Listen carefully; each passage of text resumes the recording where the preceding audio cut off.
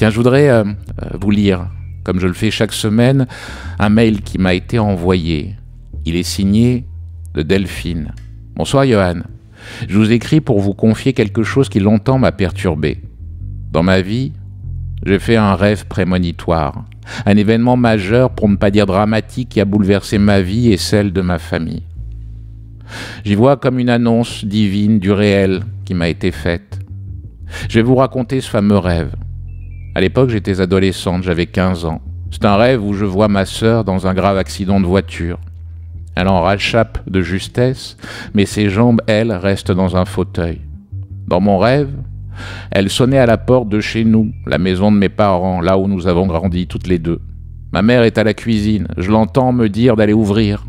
Alors je sors de ma chambre, je m'interromps alors que je dois être en train de faire mes devoirs. Sur le pas de la porte, je découvre Corinne, ma sœur aînée, dans un fauteuil handicapé. Je suis sans voix. Dans mon rêve, elle dit juste « ma sœur ». Ça changera rien, t'inquiète pas. Et puis on va à la cuisine. C'est l'heure du déjeuner. Ma mère, elle, a préparé le repas.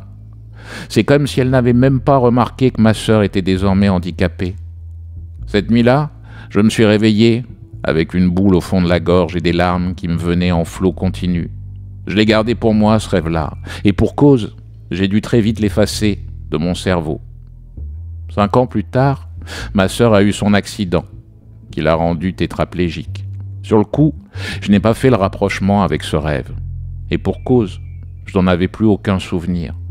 C'est bien des années après, en relisant mon journal intime, que j'ai été frappé par l'exactitude de ce qui s'était produit et de ce dont j'avais rêvé.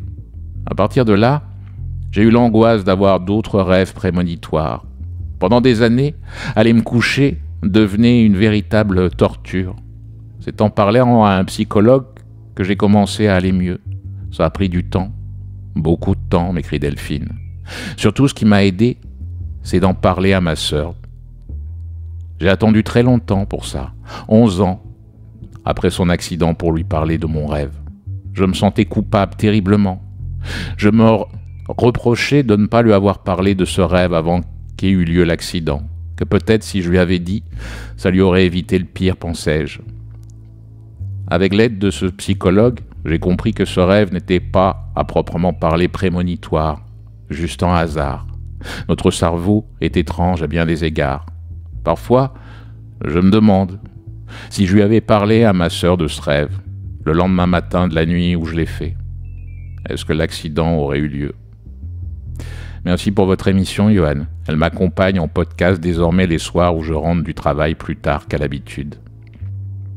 Signé Delphine. 21h, 23h, juste avant la nuit, la libre antenne. Johan Rock vous écoute.